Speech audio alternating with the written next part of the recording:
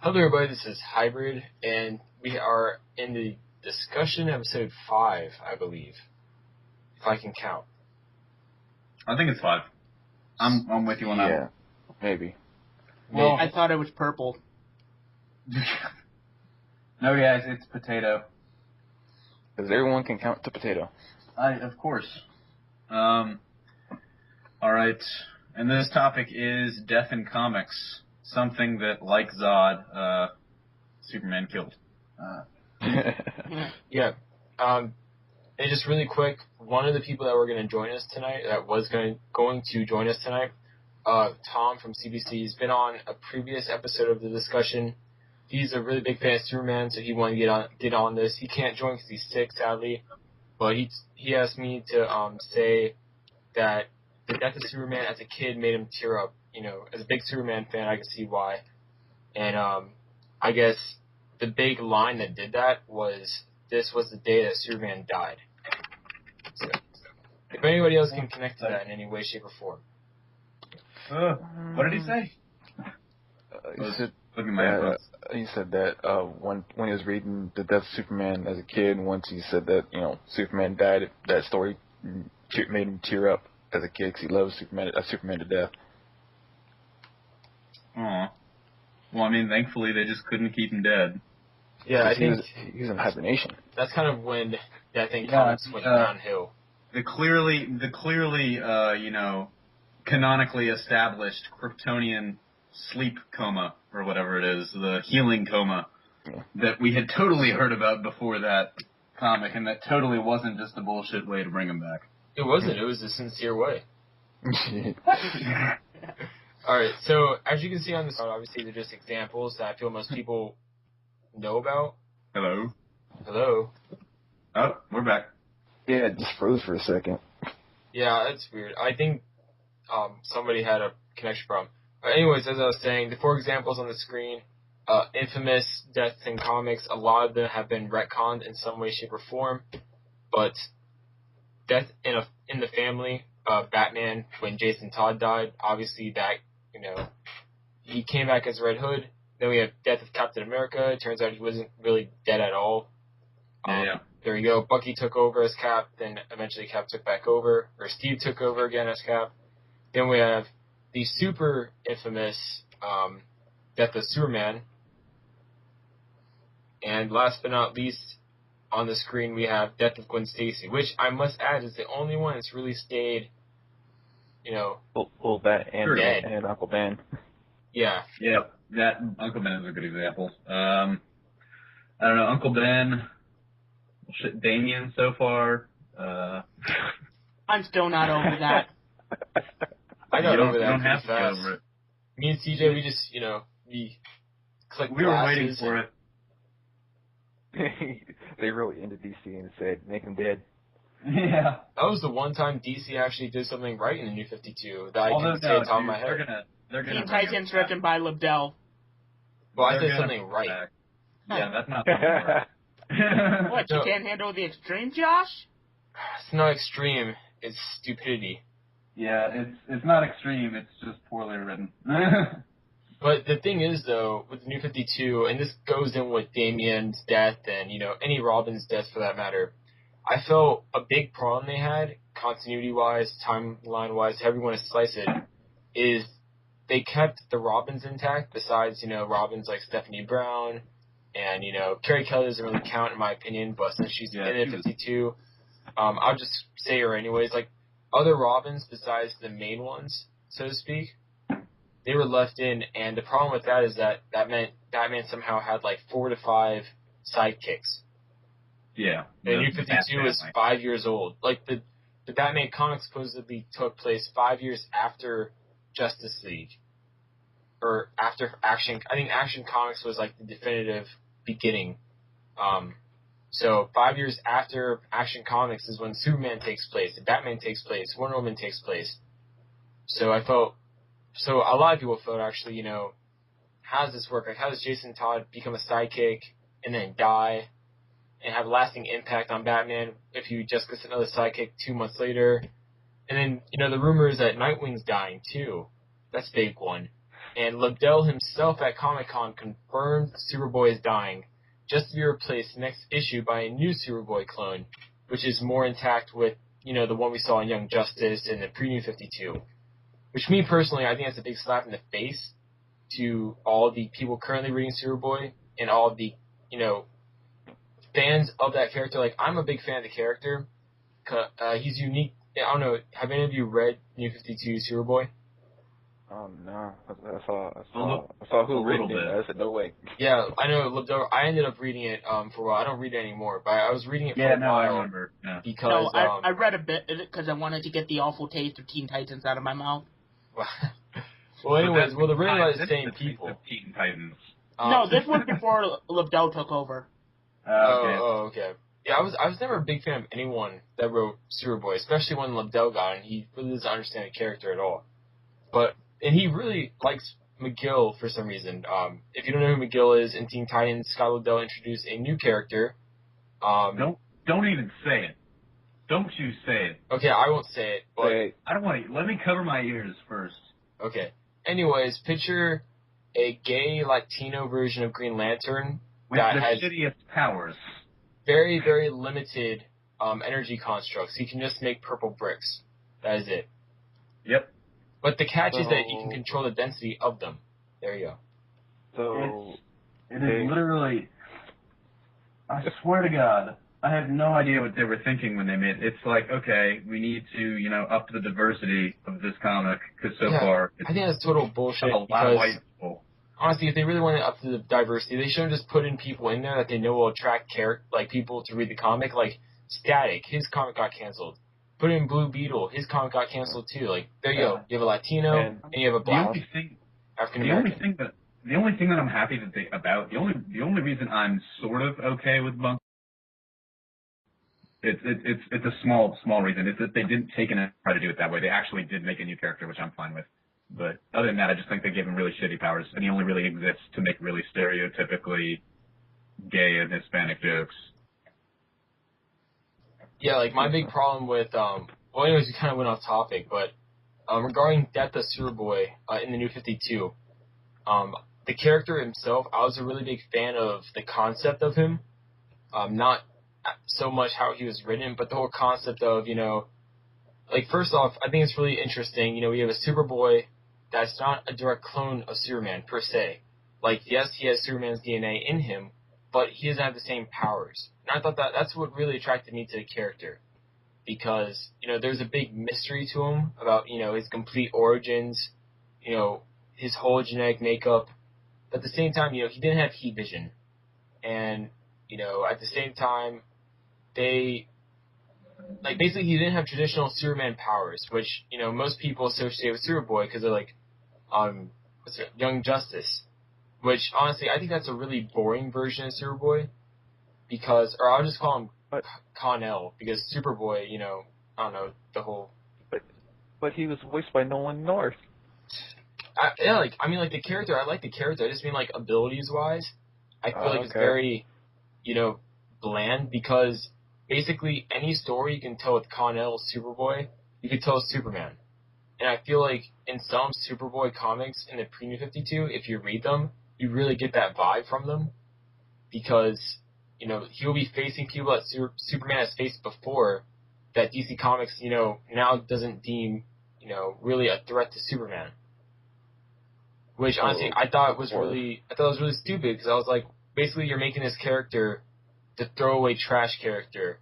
Just in case people want to see basically Superman fight somebody, but not Superman really fighting them. You know what I mean? Yeah. I thought that was really stupid, but the way they had Superboy in the New 52, which was his tactile telekinesis, which was his original power when he was first introduced, they made it such a bigger thing for the character. First off, his costume is much cooler, in my opinion, than, previous Superboy costumes. But on top of that, his tactile telekinesis, it was a really cool, unique concept, the way they tackled it in the New 52 comics, at least. That's one thing I'll give credit to Scott Lobdell for. The way he went about Superboy's tactile telekinesis in between Teen Titans and Superboy comic, I thought that was really good. He did a good job at least at that. Wait. Did you just compliment Lebdell? Technically, I complimented the original writer of Superboy. Blasphemy. But We heard you anyways. compliment Lebdell. But anyways, yeah, I thought it was really cool because, example, Red Robin was able to defeat Superboy because since Superboy's powers are mental based, they're not like Superman's where they're all physically based. Since they're mentally based, all it really took was Superboy's distraction, and other people defeat him this way too. If you could make Superboy not be able to focus, he technically doesn't have use of his powers. You can do stuff like stab him, shoot him, hurt him. Damn, you got So, nerfed. I thought it was really cool because the way the tactile telekinesis worked was really cool because it gave him so many different possibilities for powers and also weaknesses. It gave him a vulnerability that felt very natural to him. It didn't feel like anything that would be made up out of the blue, like some random form of kryptonite. Because they always do that. They're like, oh, we have a new kryptonite that will hurt Superman. But with Superboy, it actually makes sense. His powers are mental based. You cause something to happen where he can't focus and use his abilities. Yeah, he's gonna be much more vulnerable. Also, to be fair, Red Robin was trained by Batman, and Batman knows how to beat Superman. Well, technically, I guess, to make the New 52 work, they said Tim Drake was never Robin, right? Shut up. Moving on. That's right, Josh. Anyways. That's right. This also, is why Dick Grayson is better. Other deaths. How do you guys feel, speaking of Dick Grayson, how do you feel about Nightwing rumored to die? Shut up, you dick. Well, for me anyway, it just feels like they're doing it just to see how. I'm just speculation. I don't know what's gonna happen, but to me it feels like Stephanie Brown and Nightwing. Is it frozen? That's how I feel about it. Kind of really know. Stephanie Brown and Nightwing. We're back. Yeah. Honestly. Yeah, to me it feels like that they just did that since they said Nightwing's gonna die. To me it felt like they may be toying with the idea that Stephanie Brown's going to become the new Nightwing. I don't have any, evidence. It's just my speculation what it could be. Bitch. Well, I'll go on a hunger strike. Actually, I'm calling it. They're going to kill all the Robins just to make Batman 100 times more crazy. Tim Drake's next, Josh. Dude, I know, Josh. They're going down the line. Don't you see? I will go into a deep depression and cut myself. They got his son. Now they got the first Robin. Well, technically, they already kicked you in the balls because Tim Drake was never Robin, I guess. Yeah, so how much more are they going to do to him? Come on, they gave him Lebdell as a writer. They canceled his amazing series by Christopher Yost. That was a brilliant series. Red Robin. Check it out if you guys haven't. It's on Comixology, Barnes & Nobles, Amazon. Then, also, they made him not a Robin, quote-unquote Robin anymore, yet of all the Batman sidekicks in New 52, he's the only one to have to have his Robin costume, carry over in the New 52. Because everybody else got totally new Robin costumes, all armored up. But for some reason, Tim Drake doesn't have an armored costume when he was quote unquote Robin. Well, all right. Anyways, let's. All right, let's not talk about Tim Drake. Yeah, let's get back to that. I'm gonna. Talk about something a little less depressing, like dead people. Yeah, no, it's true though. Batman, he's gonna. I don't know what's gonna happen to him because first Damian's dead. Now, I'm guessing in DC time, this is a week later. Dick Grayson's. I would say in New 52, next to Damian, Dick Grayson is basically that is. Dick Grayson's old now, but it's one of those things where it's almost like Batman is the parent and he's watched this child grow up in front of him and become like a man. So honestly, I think his death is going to hurt Batman more than Damian's. Because this is while Damian was technically his firstborn, Dick is literally, well not literally, but more figuratively his firstborn child. Damian wouldn't be born without Dick, so. Yes, exactly. Literally Yeah, I just can't wait for the 7 stages of depression for Batman to go through again. Well, no, the thing that gets me, though, is one problem with the New 52 is that when characters die, the history, because since they decided not to do a full reboot and keep some things, Yet, I don't know why they didn't keep characters like Donna Troy, Wally West, whatever.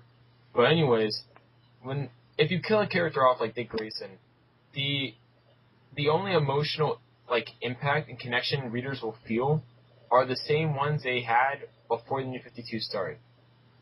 Because the one thing the New 52 did not do a good job of is, since they didn't do a full reboot, you don't have time to build upon these relationships. You don't have time to build between the relationship of Dick and Batman starting from Robin onward. You don't have that. You just have to assume that they have this great relationship. Yeah, that's what it comes down to is, poor management and poor way of plot is, because not all the writers are on the same page, and that's how come it's already getting convoluted, because not all of them were on 5 years is where it all started, because all of them contradict each other. Yeah. So moving on from Batman though, because obviously we can talk about other stuff, other deaths in comics. Get me off the topic. Yes. Let's visit the one death that I think most people can agree is the most permanent death and will probably never be reversed ever. Uncle Ben. Okay, and I'm gonna use. Well, first off, Uncle Ben, Superman's biological parents, and then Batman's parents. Those here's the deaths thing. will never be retconned.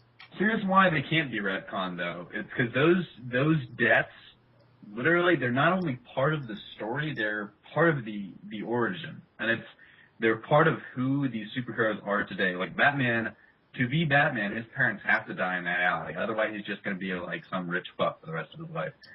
Spider-Man, his parents have to die, or his parents have to die, and then, Uncle Ben has to die because that's the catalyst that, shows him, basically what it means to be a hero, and it basically just defines what he needs to do.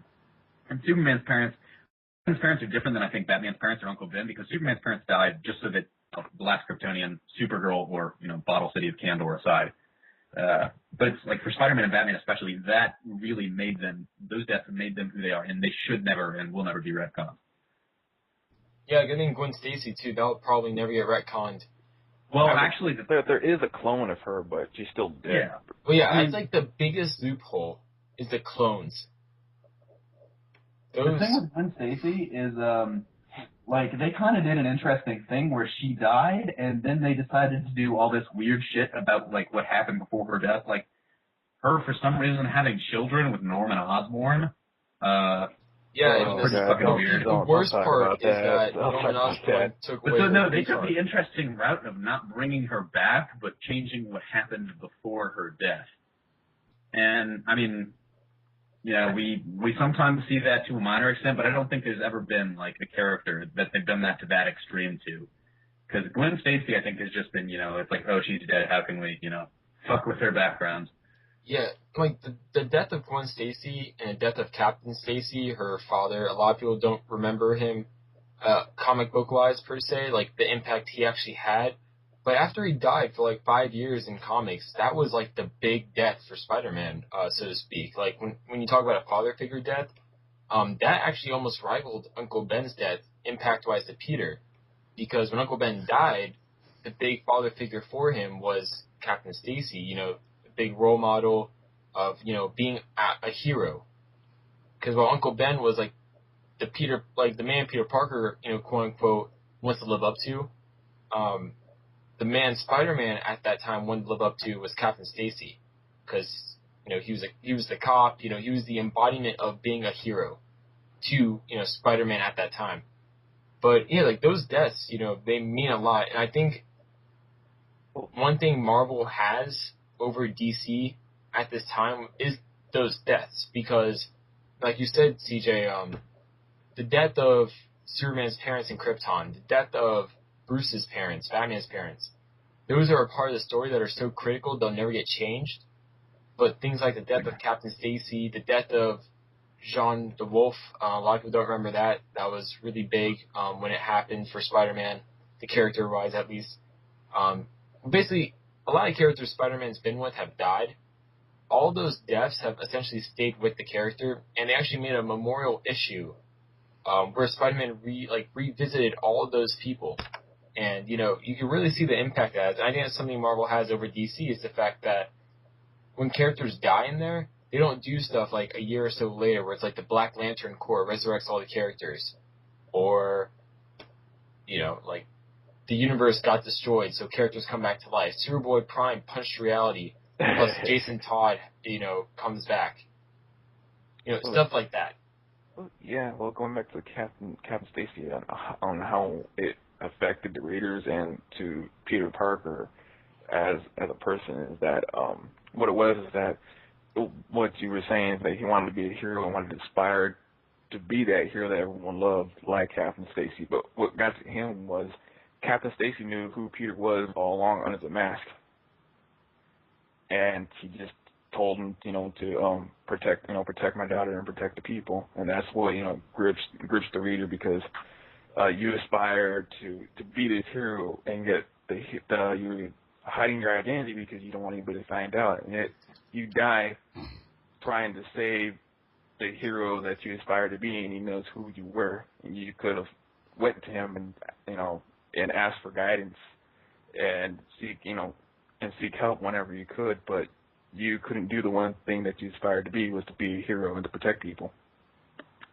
Well said. Well said. Yeah, do you guys have any other deaths in comics you think are actually stay dead, you know, or actually like important, impactful? Because I feel like most of these deaths, they characters, they get revived because their death wasn't actually impactful. Well, what about Ultimate Peter? Well, he's still dead. Well, no. Typically, what I think, Ultimate Universe has a track record of keeping people dead. And I respect that. Yeah, no, I respect dead. that. By the way, that is so much crap. The Wolverine's dead, and it's not because he's dead, but it's because they're like, oh yeah, we can't revive him because that goes against the Ultimate Universe. So let's reintroduce a character, or let's introduce a character that has never been mentioned before, that just happens to have the exact same powers. Sorry, it froze again. Yeah, it did. Like for a couple seconds, it froze again. Alright, well anyways, what I was saying was, I think it's just really stupid that when Wolverine died, they decided, hey, let's just bring back another Wolverine, you know, a guy with the same powers as Wolverine. Jimmy Hudson. I just think that was so stupid. Like, why do you have to have him? What does he do? See, the thing with the deaths that you mentioned, like Gwen Stacy, Uncle Ben, they're not going to be retconned because they're critical to the origin. Everyone else, and Ultimate Spider-Man is a good example, what you try to do is you try to kill off the character, because as soon as you say you're killing off a major character, the whole, you know, collective comic book world sets up and says, what the fuck are you doing? And you're doing that, you know, pretty bluntly, just for sales. The increased attention will get you more sales, so yay, more money. But then what you got to do then is hopefully you establish a hero to take his place. Ultimate Universe is a good example of they've replaced Peter Parker like Ultimate Peter with Miles, and now they've replaced Amazing Peter with Spectacular Spider-Man. Superior Spider-Man. Superior Spectacular. My bad. I knew it was an S word. Spock. We'll go with that. But Spock. Spider-Rock. Shitty Spider-Man. No, but I actually like Superior Spider-Man more than Amazing. Yeah. I hear a lot of people like it a lot, but the issue is, and those are good examples of you replacing, or not you, but the comic book company replacing the character and it continuing to have pretty good sales because it's interesting. Now, Death of Superman, and I guess the Death of Captain America, is a pretty good example of where they just weren't able to stay with it. Superman more than anyone else, because I think they legitimately considered just leaving him dead. And then they were like, okay, let's hope these guys can pick up the slack, and then it wasn't working. Yes, that's basically what it was. They were hoping to keep it dead, but then they saw that, you know, the outrage. So, yeah. So, as such, you know, Superman killed Death. Pretty much. That Boys and Girls is how, you know, everything went to shit. But, so, I mean, it's one of those things where unless you can establish an interesting character that's going to sell as much as the old character, because it's all about money. Unless you can do that, then it's not going to happen. They won't do that. Yeah, like, you said it very well. Death of Superman is pretty much where, you know, that really went downhill, because, you know, Steel, Eradicator, Cyborg Superman, all those things, they did relatively decent, but nothing I think that DC probably wanted, per se. And also, they saw people really liked Superman after the death of Superman. Like, people were talking about him on the news as if an actual celebrity died. So, oh yeah, no, that was they huge. really Up until that took point. advantage of that. You Up know, until that point. I remember that. Yeah, I remember the Death Superman. Being in my dad's comic shop when that came out, I remember people were, going freaking out and saying, "How could they do this?" Talking to my dad, because everyone pretty much around the area, they were pretty much just back in the mid early '90s. They were pretty much a Superman fan. They were, going ape shit on how DC just, messed up their childhood. Why did they do this? Superman's awesome, and he can't die. And basically, there's the uproar. And once they got that to DC, and they, the higher ups said, "Oh, well, we don't know what to do," because the people they tried to replace Superman with, they like Joe said, did kind of decent, but they weren't pulling in Superman numbers. Yeah, no. So that's when Superman killed Death. Yeah, they themselves. Yeah, no, if they would have killed Superman, they just would have replaced him with Batman. Well, nowadays they would. They'd make some, random, new Batman, or they would do something like, I can't believe Was that the alien Batman, the one that had Superman powers? Yeah. Well, it was like on the place he's from, I guess. Yeah, he has powers. It was really weird. I don't remember this story exactly. I think Batman the Brave and the Bold did a version of it. Yeah, I saw that version, because I remember there was a version of it in the comics, so I saw that, and I was like, really, what? Yeah, going back to what Tristen said real quick, and that's kind of amazing to me, is people, it's like, they're acting like you killed their childhood, and they're like, how could DC do this?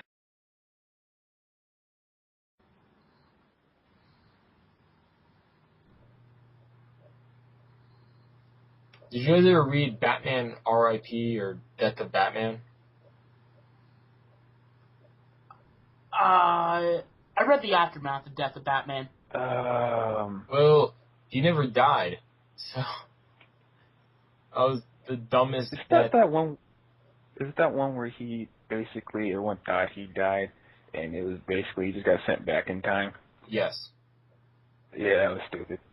It was such a stunt. It was a big stunt, honestly. Like,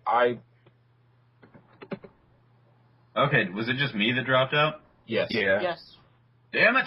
Anyways, Oh, well. we brought up Batman, Death of Batman, R.I.P.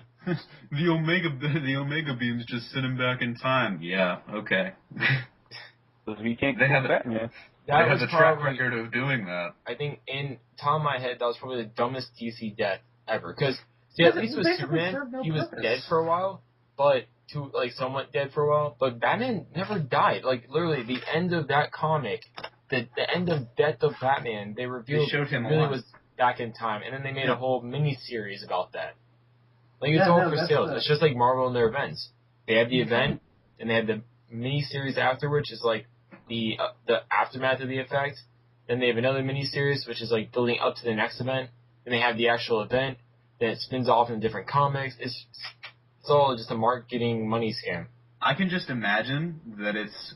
When I think about that, it makes me think about. I visualize Stewie and Brian from Family Guy, and Brian's just like, "Can we write this?" And Stewie's just like, "No." That's like halfway through. I feel like they got halfway through writing that comic, and then they were like, "We can't kill Batman." Because Batman sells. 'Cause utility bill. Yeah, which is kind of sad because I don't know if you've read it, but Grant Morrison's Batman and Robin was actually really good. With Dick Grayson as Batman and Damian as Robin. Oh yeah, that is good. I didn't read it that much. It's just it goes back to sales, because they hear from their fans, Dick Grayson, he's good as a Nightwing or was as a Robin, but he'll never be Batman, because you can't really have legacy characters because everyone's gonna have to nitpick. Yeah. Yeah, except all the Robins were Batman for a bit. Yep, pretty much. And I don't know. I think me and Josh had a conversation about this a couple months ago on the group. I think because somebody was talking about somebody being the best Robin, and it's Don't get me interesting. started. Don't get me started. I destroyed won't. I will say this, and I can back it up. I destroyed Miles in that. Hey, Josh, did you get mad when I posted was it News of Robin's top 10 Robins? I don't know. When See, here's the problem. The problem with the whole, like, the top 5 Robin, voting thing, a lot of people will vote for other Robins, but the Robins they've been reading are actually Tim Drake. That's the problem, because unless you were born before the 80s, you most likely did not read a comic that had Batman and Robin in it. Let's say, between 1980 to 2010. Most likely that comic that had Batman and Robin, or Robin, had Tim Drake in it. And actually, I am 100% sure if it was just a Robin comic, it had Tim Drake. Because he's the only Robin to ever, and still is to this day, the only Robin to ever get his own solo series. Wait, what about All-Star Batman and Robin written by Crazy Frank Miller? Well, I'm saying in general, not like alternate universes or anything. Like, in general, the mainstream DC universe. Oh, that series was so bad. In 2010, yeah, that series is crap. But, yeah, but like even the media, like Young Justice, Dick Grayson, the way he was represented, just like Tim Drake. Besides, obviously the acrobatic background, everything else was Tim Drake. The whole hacking stuff, that was Tim Drake. Well, actually, in the New 52, Tim Drake is an acrobat. Well, he's a gymnast. There's actually. I think at this point, the lines are very blurred. I think they sort of just mix everything up. It's all the Robins, I think, are just borrowing from each other at this point, really. Well, they're all borrowing from Tim Drake. Young adults. And Tim Drake. Young adults. From Dick Grayson. And most people, that are now reading the comics, when they grew up and they first heard about Robin, they look up Robin, Wikipedia and everything, it went to Tim Drake. So DC's like, alright, if we're going to bring these characters back, if we're going to modernize, the Robins, we'll make them like the Robin they know the most about. So I'm not, picking favorites, I'm being legitimately serious. This is why all the Robins are very much like what Tim Drake was. Was, because what he is now is basically a shell of what he used to be. Now He's a gigolo. Now let's go for another, I guess, since we're working our way, I guess, from the right to left here, let's start talking about the death of Captain America. Now that was something that was maybe not equally as publicized as Superman, but that was definitely, in the news. Yeah, that was in the news, because he's been around since, Superman has, he's been around for decades, many decades. Well, he fought in World War II, the dude was a veteran. Yeah, he's one of the original superheroes, him and Superman. But, I don't know, what did you guys think about that, especially how that all, shook out? I thought they handled it well, though, because afterwards Bucky took over, and he was Captain America for quite a while, too. Yeah, but then the movies. Yeah, once the movie hit, they had to advertise Steven Rogers. They put Steve back. But I did like how they originally, Bucky wanted to give Steve the mantle back, and Steve was like, no, you be Cap now. And Steve was some other character. He's like the Super Soldier or something. That was his name. But movies happened, marketing happens. Yeah. Does anyone here read The Walking Dead? I did not read it. Okay, well, anyways, a big death in that, which translated onto a TV show, too. Rick Grimes' wife, Lori. If you read the comic... I read that issue. Since that is a death... It's a death in comics. But anyways, if you didn't read it and you're listening to this, it happened during the whole governor thing. So basically, the governor's people went to the prison that, everybody was at, all the good people, main characters are at, and a fight ensued, and eventually Lori ended up getting shot. Gun to the back and fall on the baby. Yeah. Oh no! And then obviously there's deaths like the death of Jean Grey, which no one really talks about because They got a way didn't have around an it. impact. They got a way around that. But I think probably the biggest death for me, superhero death growing up, was Barry Allen's death. And the only reason why is because I'm a big Wally West fan, and long time ago, when I read the history of Wally West, the thing that always came up was the death of Barry Allen and the effects of that.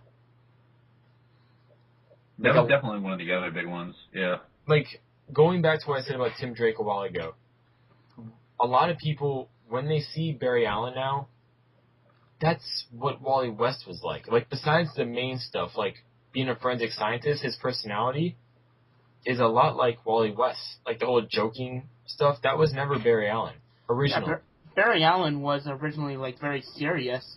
Yeah, Batman and Barry were, like, best friends for, like, in comics for a long time because they both had that whole, crime investigator, personality. They were very serious about their work. They're very analytical. But Wally West, on the other hand, he was very joking. And originally in the superhero community, no one took him seriously, and no one really liked him per se. And until, eventually people warm up to him, he became a really big, popular character with, readers. So obviously they kept it going. So yeah, that's why, just in case you're wondering, why Barry Allen is much more humorous in comics, that is because of Wally West and that Wally West's impact, actually. I think every Flash has died at some point. Correct me if I'm wrong, in the pre-New 52. Actually, yeah, every Flash has died at least once. Besides Jay Garrett. Surprisingly, the oldest Flash has not ever died in the pre-New 52. But yeah, Barry Allen's death, that was really big in comics. It was so big, in fact, it lasted, I think, about 20-ish years. Correct me if I'm wrong. Yeah, I think it was right, like late 80s to Night, Flash Reborn. Yeah, like, when Barry died, that was a really big moment. First off, because a major character died and ended up staying dead for quite a while, but also because that was the first time a sidekick really graduated to hero status. Because before, sidekicks didn't really, they never took their mentor's role, so to speak, like their mantle. But when Barry Allen died, that was really like the first major time in comics that a sidekick took over for, their mentor. And now that's everywhere. Yeah. Oh, remember the death of Bucky yeah. Barnes? That was another one.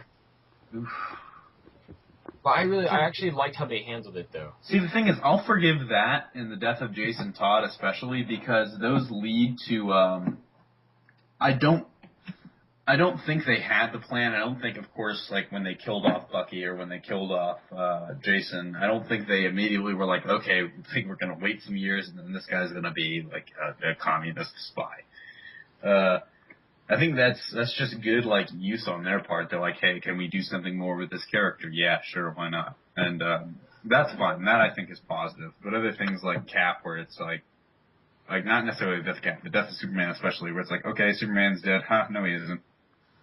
Yeah, I'm pretty sure Cap had a heart attack when he learned Bucky, was a Soviet now. He was probably like, man, it's one step away from the Nazis. And that was a brilliant way to make the villain especially personal to him. Because, I mean, the context in which that shit was written is, key. Because it's the whole fight against communism and all that stuff that Captain America is very against. It just makes it very personal for him. And I think that was genius on the writer's part. Way to go, Brubaker. Yeah. So, are there any more deaths you guys want to talk about in comics? I think I personally talked about all the ones I want to talk about. Well, there's the death of Norman Osborn, but we can get to that. That lasted for, like, over 10 years. How about the death of the Ultimate Gwen Stacy? No, that doesn't count. She came back as a clone. A Carnage clone. Yeah, the death of Ben Blue Riley, Eyes. that was a big one. I remember that. Oh, yeah. I really like Ben Riley. So does everyone else, but he can't sell books, so they killed him. No, literally, that's what happened. He can't sell books, so they killed him. Yep. No, that's money is everything.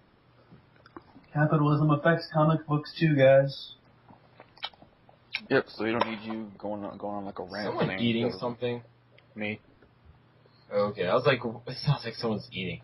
Because I remember one time, me and CJ, we made a breakdown video. We were eating like fried rice. Yeah, the Amazing somebody Spider-Man was trailer. like, "Are you eating?" Yeah, someone a actually, cupcake. someone called us out really well. They're like, stop eating fried rice. We're like, how did you know we're eating fried rice? That might have been Will. I still don't. I think it was Will, secretly. Yeah. He made it for us, so, you know. That's true. He kind of had the inside track on that information. Alright, so yeah, is there any more deaths you guys want to talk about, though? No, those are the only ones that actually really affected me. I'd agree. Is there until they killed it, Grayson, and then I'll add more. Rage like the sheep's never raged before. Basically, the sheep will become a ram. You're already Start a ramming ram everything. in my mind, CJ. Well, technically, I am a ram because my university's mascot is the Rams. So. CJ, don't give away your secret identity. Oh shit! Come on, you're WhiteSheep. I'm Ram Man. Why do you sound like Batman? I don't have a utility belt.